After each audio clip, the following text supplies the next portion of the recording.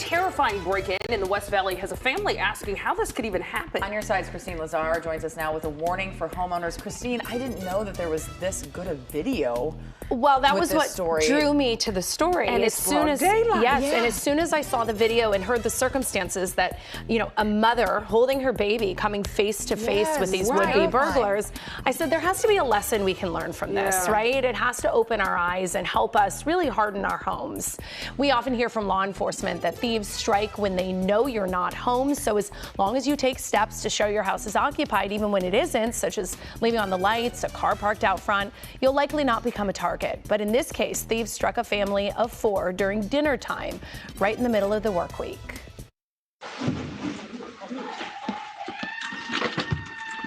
As the homeowner screams, "Get out!" 2 masked men sprint off her property. A terrifying end to a break-in in Northridge that was all caught on camera. I was rocking my daughter. This is the homeowner, Lindsay Isler. She was nursing her newborn daughter when the break-in happened in early April. The mom of 2 came face to face with the intruders, standing just like this with her baby in her arms. That was when my instinct just said, be as loud as you can. And I was just saying, get out, I'm calling the police, get out.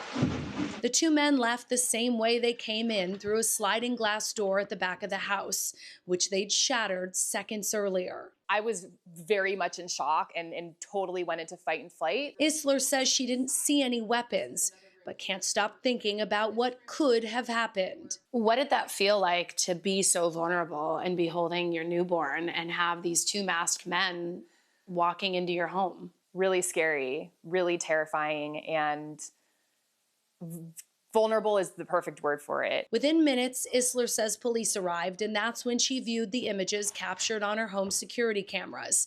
The intruders hopping the fence into her backyard and then going past her pool and through another gate. They then appear to be casing the property, looking in the windows, and hiding behind a backyard tree. It appears they also had a walkie-talkie and were communicating with someone else. I don't know if they were assessing if we were in the house, where we were in the house, but they were definitely casing it. What startled Isler almost as much as that video was the time of day, just after 6:30 in the evening on a Wednesday, the middle of the work week. Both she and her husband were home with their baby and toddler son. Typically you hear that they try to come in when they know you're not home. We had our lights on, and that's not really a time that people would generally not be home. So that was very confusing to me and still is, but I think maybe they're getting even more brazen now and they don't care if you're home, and there's so little you can do to deter them. The Islers have multiple cameras and an alarm system, although it wasn't on at the time of the incident since they were at home. But experts say there is more you can do to harden your home. Add glass-breaking sensors to windows and sliding doors. Consider installing shatterproof safety film. Leave a car parked in the driveway. Remove valuables from the primary bedroom, where thieves often go first. Install locks on all side gates, garages, and sheds. Install bright lighting around your home. Always bring in your mail every day. Consider a wire cage around your electrical panels so thieves can't cut power to your alarm system. Finally, get to know your neighbors so you can band together and keep an eye on each other's properties. You can hear the Islers' next-door neighbor's dog barking on their security video when the intruders hopped the fence, but none of her neighbors saw anything. We all need to look out for each other as a community, and we need to be very vigilant.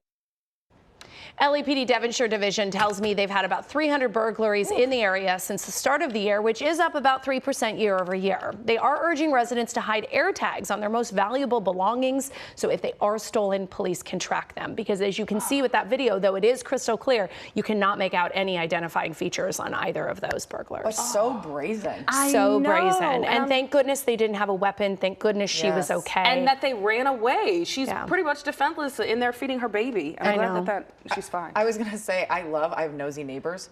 They are constantly texting and calling about it. It's a very good thing. Right. It's a very good thing. I always say, be the Mrs. Kravitz. Look out your window and watch your neighbors. But even her neighbors didn't see them hop the fence. Yeah, and people things. hear a barking dog, and a lot of times they just ignore it. So don't ignore it. Okay.